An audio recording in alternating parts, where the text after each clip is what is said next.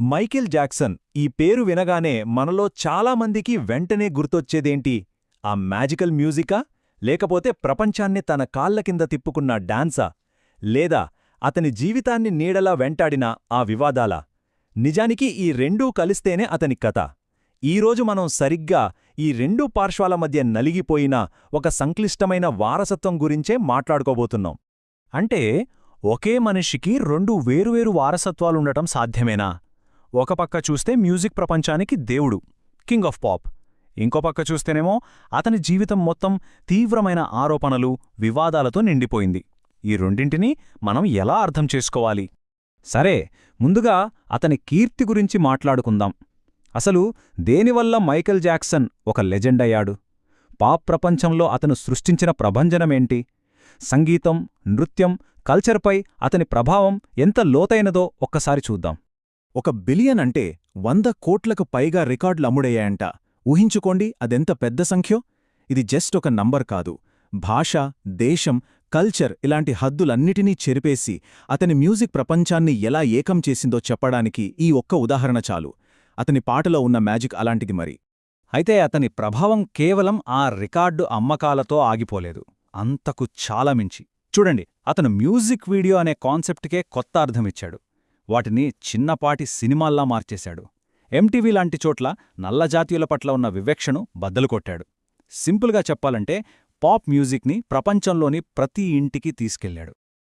ఈ టైమ్లైన్ చూస్తే మనకు అతని జర్నీలో కొన్ని ముఖ్యమైన ఘట్టాలు అర్థమవుతాయి.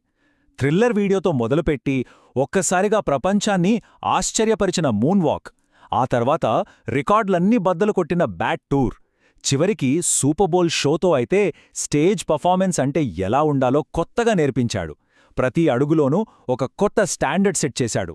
నిజానికి మూన్ వాక్ అనేది ఒక డాన్స్ స్టెప్ మాత్రమే కాదు, అదొక కల్చరల్ ఫినామినా. ఒక క్రిటిక్ చెప్పినట్టు అది ఒక గ్లోబల్ కల్చరల్ టచ్ స్టోన్ అయిపోయింది. ఇప్పటికీ ఎంతోమంది ఆర్టిస్టులకు, డాన్సర్లకు అదొక పెద్ద ఇన్స్పిరేషన్. అయితే అతని కీర్తి శిఖరాలను తాకుతున్న టైంలోనే అతని కథ మరో మలుపు తీసుకుంది. ఇప్పుడు మనం అతని జీవితంలోకి ప్రవేశించిన ఆ చీకటి అధ్యాయం గురించి, అతని ఇమేజ్ను పూర్తిగా మార్చేసిన ఆ వివాదాల గురించి చూద్దాం. చూడండి, 1980లలో అతనొక మ్యాజిక్కు, ఒక అద్భుతం. కాని 1993 తర్వాత సీన్ మొత్తం రివర్స్ అయిపోయింది. ఒకప్పుడు దేవుళ్లా చూసిన జనం ఇప్పుడతన్ని అనుమానంగా చూడటం మొదలుపెట్టారు. ఆరాధన స్థానంలో ఆరోపణలు, ప్రశంసల స్థానంలో విచారణలు. అతని ఇమేజ్ పూర్తిగా మారిపోయింది. ఈ వివాదాలకు కారణమైన కొన్ని ముఖ్య సంఘటనలు ఇవి. 1993లో మొదటిసారి ఆరోపణలు బయటకు రావడం. ఆ తర్వాత ప్రపంచమంతా టీవీలకు అత్తుకుపోయి చూసినా 2005 ట్రయల్లో నిర్దోషిగా బయటపడడం. కాని కథ అక్కడితో ఆగలేదు. అతను చనిపోయాక వచ్చిన డాక్యుమెంటరీలతో ఈ చర్చ మళ్లీ మొదటికొచ్చింది. 2005లో కోర్టు మైకేల్ జాక్సన్ను నిర్దోషిగా ప్రకటించింది. ఇక్కడ అక్విటల్ అంటే ఏంటంటే చట్టప్రకారం ఆ వ్యక్తి మీద నేరం రుజువు కాలేదని అధికారికంగా చెప్పడం. కాని చట్టమిచ్చిన ఈ తీర్పు జనాల మనసులో ఉన్న అభిప్రాయాన్ని మాత్రం పూర్తిగా మార్చలేకపోయింది. ఓకే, ఇప్పుడు మనం అసలు పాయింట్కొద్దాం. ఈ రెండూ పూర్తి భిన్నమైన కథలని మనమెలా చూడాలి? ఒకవైపు నమ్మశక్యం కాని కళ, మరోవైపు భరించలేని ఆరోపణలు. ఈ రెండింటి మధ్య చిక్కుకుపోయిన అతని వారసత్వం అసలు స్వరూపమేంటి? ఇక్కడే అస్సలు ప్రశ్న మొదలవుతుంది. కళను, కళాకారుణ్ణి వేరు చేసి చూడగలమా? ఇది ఒక్క మైకేల్ జాక్సన్ గురించే కాదుగదా.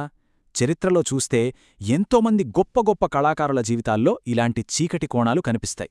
మరి వాళ్లు సృష్టించిన కళను మనం ఆస్వాదిస్తూ వాళ్ల వ్యక్తిగత జీవితాన్ని పక్కన పెట్టేయాలా? చెప్పాలంటే దీనికి అంత ఈజీగా సమాధానం దొరకదు. అతని వారసత్వంపై రకరకాల అభిప్రాయాలు ఎలా ఉన్నాయో ఈ చార్ట్ చూస్తే క్లియర్గా అర్థమవుతోంది. రేడియోల్లో, స్ట్రీమింగ్ యాప్స్లో అతని పాటలు ఇప్పటికీ టాప్లో ప్లే అవుతూనే ఉన్నాయి.